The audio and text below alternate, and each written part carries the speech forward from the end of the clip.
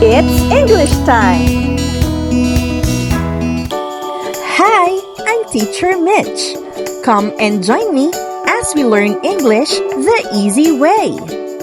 Subscribe to my channel and hit the notification bell to keep updated with my latest uploads. Please also share and hit the like button if you appreciate my videos. Thank you! Hello, grade 8! Welcome to the opening of this school year. Bagong simula, bagong lesson. Handa ka na bang matuto? I bet you are. Tara na't magsimula na tayo. Our target learning competency for this video is analyze literary text as expressions of individual or communal values within. And here are the topics covered for this session. Types of character in a short story. Methods of characterization. You have to take note na ang uri ng short stories na pag-uusapan natin for this quarter ay mula sa Afro-Asian literature. Afro-Asian literature is a term used to describe the spoken or written literary works such as short stories and poems by people from Africa and Asia. Noong grade 7 kayo, natutunan nyo na rin na ang short story o maikling kwento ay kabilang sa tinatawag nating prose literature. Aside from prose, another type of literature is poetry. Para na lang din tayong nagre-review ngayon dahil topic nyo na to sa previous grade level. As a review, prose and poetry are two different forms of writing, and they differ mainly in structure and style.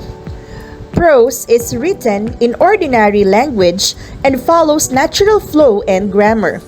It includes paragraphs and is used in novels, short stories, essays, and articles. It focuses more on clear communication of ideas. Poetry, on the other hand, is written in verse and often follows a specific rhythm, meter, or rhyme scheme. It uses figurative language, imagery, and condensed expression to evoke emotions or create vivid pictures. In short, prose sounds like everyday speech, while poetry is more artistic and expressive, often with a musical quality. Now, let's jump to discussing the structural element of a short story, particularly character and characterization.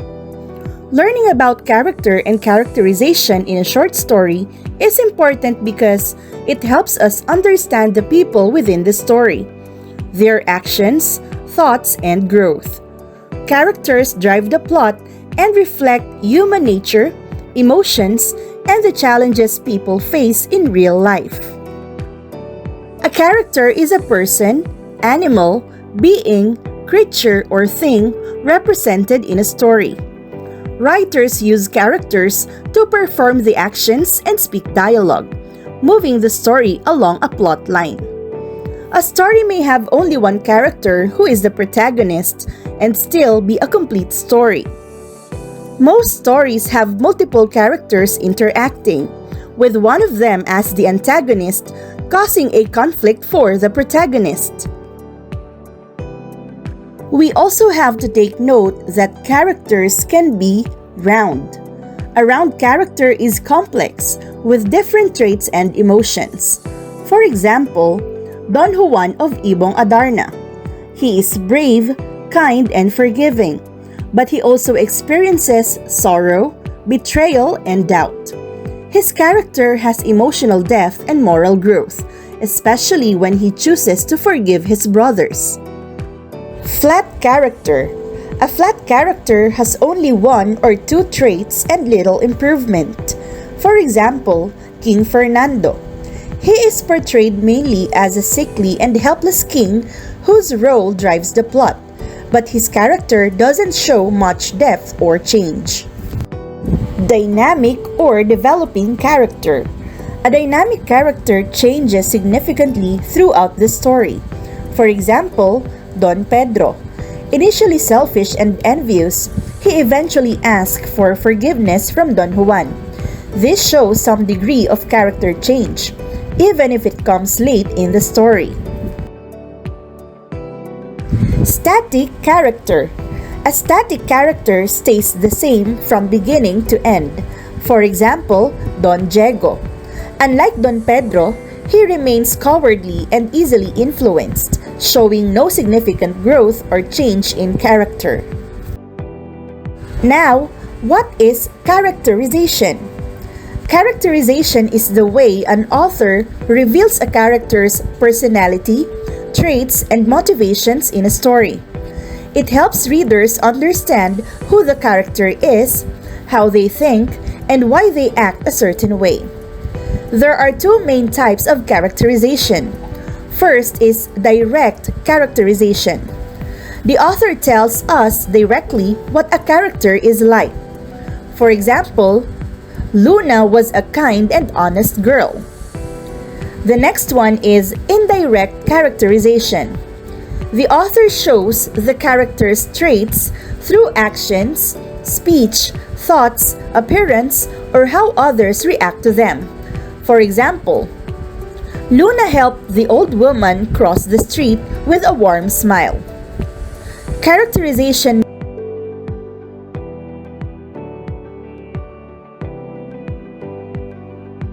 Now that we've explored the different types of characters in a short story, like round, flat, dynamic, and static characters, we can better appreciate the roles they play in shaping the narrative. But how do authors bring these characters to life? How do we, as readers, come to understand their personalities, motivations, and growth? To answer that, we turn to the methods of characterization. These are the techniques writers use to reveal who their characters truly are. And in Afro-Asian literature, where culture, tradition, and values are deeply embedded in storytelling, these methods become even more powerful. Let's now take a closer look at how authors use both direct and indirect characterization to craft meaningful and memorable characters. There are 5 main methods of characterization, especially used in indirect characterization. These help readers infer what kind of person a character is based on what is shown, not just told. Use the acronym STEAL to remember them. S for speech, T for thoughts, E for effect on others, A for actions, and L for looks. Speech. What the character says and how they speak. Do they speak politely or rudely? Are they honest or sarcastic? For example, a character who says, "I don't need anyone's help," may be proud or independent. Thoughts. What the character thinks or feels privately. Their inner thoughts can reveal fears, desires, or values.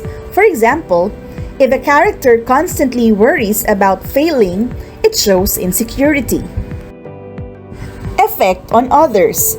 How other characters react to or feel about the character. Are others scared of them? Do people admire or avoid them? Example, if everyone trusts a character with their secrets, it suggests they are trustworthy. Actions. What the character does and how he or she behaves. Actions often speak louder than words. For example, a character who shares his or her food with someone in need shows kindness. Looks. The character's appearance or how they present themselves. Clothing, expressions, posture, and hygiene can reflect personality. For example, a character who always wears clean, neat clothes may be organized or proud of his or her image. Thanks for watching!